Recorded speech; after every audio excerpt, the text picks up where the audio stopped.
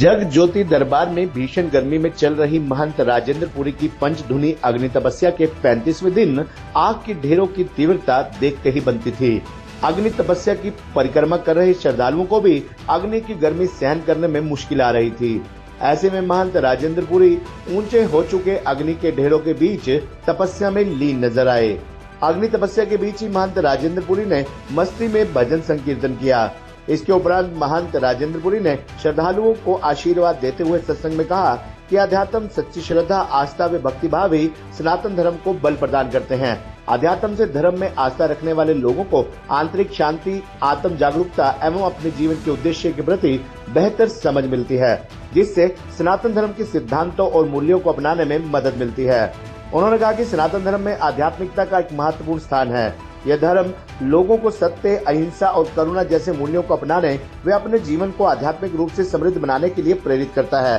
महंत राजेंद्र पुरी ने तप एवं तपस्या पर चर्चा करते हुए कहा कि तप सनातन धर्म की एक महत्वपूर्ण पहचान है, जो आत्म नियंत्रण, संयम व आध्यात्मिक साधना का प्रतीक है।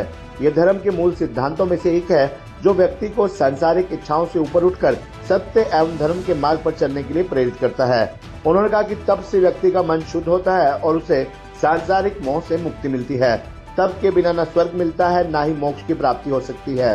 तप हमेशा मनुष्य को सत्य और धर्म के मार्ग पर चलने के लिए प्रेरित करता है। महंत राजेंद्र पुरी ने कहा कि सनातन धर्म में तपस्या का अत्यधिक महत्व है।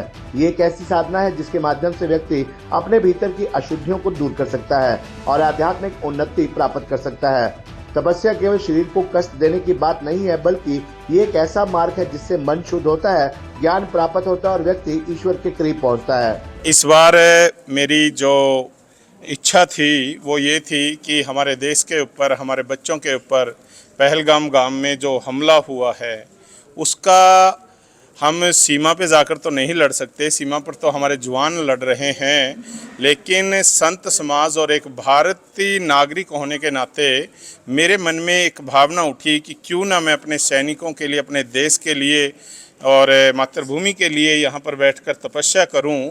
और मैंने 42 दिन का एक वो लगाया, व्रत लगाया कि मैं 42 दिन यहाँ पर अग्नि तपस्या करूँगा और इस 42 दिन के अंदर अंदर मैं पाकिस्तान को और जो हमारे देश के दुश्मन हैं उनको जवाब देना चाहता हूं भगवान से प्रार्थना करके।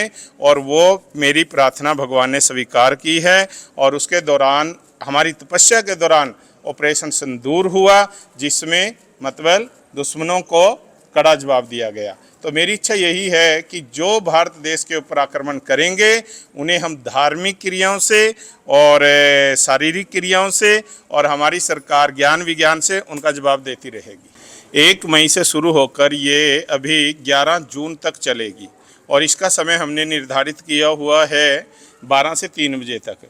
लेकिन जिस दिन संगत होती है, संगत की व्यवस्था के कारण थोड़ा हम देख लेते हैं, संगत को भी हमने देखना होता है, सभी को दुआएं देनी होती है, लेकिन ज़्यादातर इसका समय 12 से 3 है। साधा सा मतलब यही है कि हम दुश्मन को जवाब देना चाहते हैं।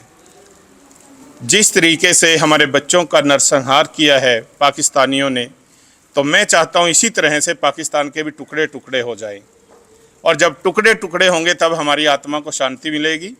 और उसी लगन में, उसी जुनून में मेरे अंदर ये भावना आई कि क्यों ना मैं आज से ही 1 मई से अग्नि तपस्या शुरू कर दूं और उस तपस्या के दौरान भगवान मेरी सुने और पाकिस्तान को कड़ा जवाब मिले।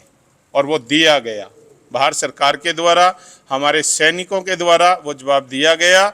मैं प्रणाम करता हूं सैनिकों को भी, जिनके हिम्मत से आज हम हिंदुस्तान के अंदर सुरक्षित हैं।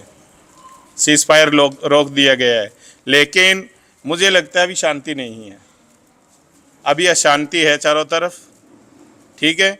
लेकिन हम ये चाहते हैं, मैं तो तब तक अग्नि तपस्या करता रहूँगा जब तक पाकिस्तान के टुकड़े टुकड़े नहीं हो जाते, टुकड़े टुकड़े हों और पाकिस्तान को और ज़्यादा करारा जवाब मिले।